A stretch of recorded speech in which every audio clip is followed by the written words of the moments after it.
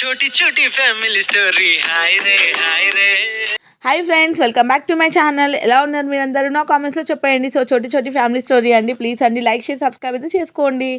So నేను మా నాన్న కలిసి మ్యారేజ్కి అయితే వెళ్తున్నాం అనమాట. ఓన్లీ ఇద్దరమే వెళ్ళట్లేదు, అందరం వెళ్ళాము, ఫ్యామిలీ మెంబర్స్ అందరము. సో మా నాన్న ఒక్కరు వచ్చినారు మా ఇంట్లో నుంచి, మా మమ్మీ వాళ్ళ ఇంట్లో నుంచి. సో నేను మా నాన్న బైక్ పైన వెళ్ళినుండే ఇక్కడ వీడియో తీద్దాం అనుకున్నాను. సో నేను దిగట్లేదని ఇక్కడ మా బాబాయ్ చూడండి ఫోన్ తీసుకొని ఇంకా ఫొటోస్ అయితే దించాడు. సో చాలా చాలా థ్యాంక్ యూ బాబాయ్. సో ఇట్లా వచ్చినాయి అనమాట. సో హ్యాపీ ఫీల్ ఉండిందండి. సో ఇది ఎంట్రన్స్ ఈ విధంగా అయితే ఏర్పాటు చేశారు. సో ఈ విధంగా లోపలికి అయితే వెళ్ళాలన్నమాట. సో మ్యారేజ్ మొత్తం అయితే చూడండి. మ్యారేజ్ మా వారు వాళ్ళ అన్న కొడుకుది, సో మా బావ కొడుకుది. So happy marriage life Prashanth and Pavani ఇద్దరికి కూడా కంగ్రాచులేషన్స్ అండి. సో మీ అందరు బ్లెస్సింగ్స్ కూడా ఇవ్వండి. సో మ్యారేజ్ మొత్తం కూడా చూడండి. ఇవాళ హిందూ సాంప్రదాయంలో ఒక మ్యారేజ్ ఏ విధంగా చేయబోతున్నాను. సో మొత్తం మ్యారేజ్ అయితే చూసి ఎంజాయ్ చేయండి ఫ్రెండ్స్.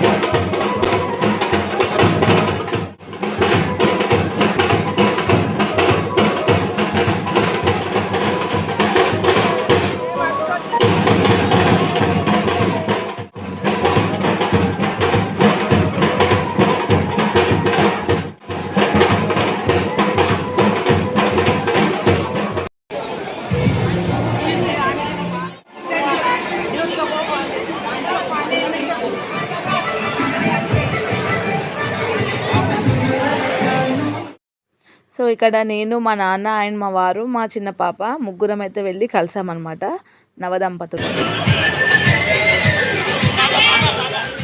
సో వేద మంత్రాల సాక్షిగా ఈ విధంగా మ్యారేజ్ అయితే జరిగిందండి. సో అందరం కూడా పెళ్లి కొడుకు పెళ్లి పిల్లని కలవడానికి అయితే వెళ్ళాము, శుభాకాంక్షలు తెలపడానికి, సో ఆశీస్సులు కూడా ఇవ్వడానికి. సో ఈ విధంగా జరిగింది. ఇక్కడ సెల్ఫీలు అయితే అయిపోయిన తర్వాత నౌ ఈటింగ్ టైం అండి. సో మా చిట్టి తల్లి చూసారా, పానీపూరి దగ్గరనే స్టక్ అయిపోయిందనమాట. సో నాకు తెలియదు తను ఇక్కడనే ఉందని చెప్పి. సో నేను ఆల్రెడీ దోశ వేయించుకుని ఉండే, దోశ తింటా మమ్మీ అంది. సో నేను వెయిట్ చేస్తూ ఉండే అనమాట తన కోసము. సో తను రాలేదు, ఇంకా కొంచెమే తినేసి వెళ్ళిపోయింది.